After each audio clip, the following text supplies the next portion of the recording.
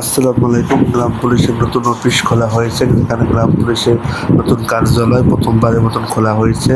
তো আপনারা সরাসরি চলুন দেখে আসি। আমরা কিন্তু এই মন্ত্রণালয়ে আমাদের নামে চিঠি করার জন্য দৌড় পারি না। আমরা ৪৫,০০০ গ্রাম পুলিশ বাহিনীর সদস্যদের ভাগ্য পরিবর্তনের জন্য চেষ্টা করতেছি, দৌড়াচ্ছি। তাদের কিন্তু কিভাবে তাদের সম্মান বৃদ্ধি হয়, তাদের মর্যাদা বৃদ্ধি হয়, তাদের বেতন বৃদ্ধি হয়, আমরা সেই চেষ্টা করতেছি। যাই হোক, আপনারা জানেন যে ৩৫,৮১০ জন গ্রাম পুলিশ বাহিনীর সদস্যদের কোনো অফিস নাই। তো অফিস না থাকলে তো তার রাষ্ট্রে কোনো দাম আছে? যার বাড়ি নাই, ঘর নাই, তাকে বাস্তুহারা বলা হয়।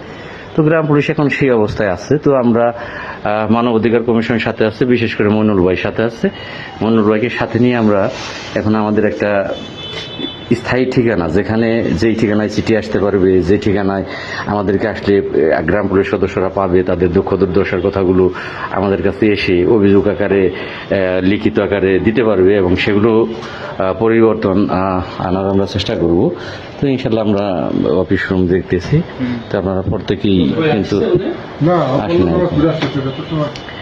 আপনারা প্রত্যেকেই আমাদের জন্য দোয়া করবেন। আর আপনারা কি চান? আপনারা কি চান না যে এই আপনাদের মানসম্মত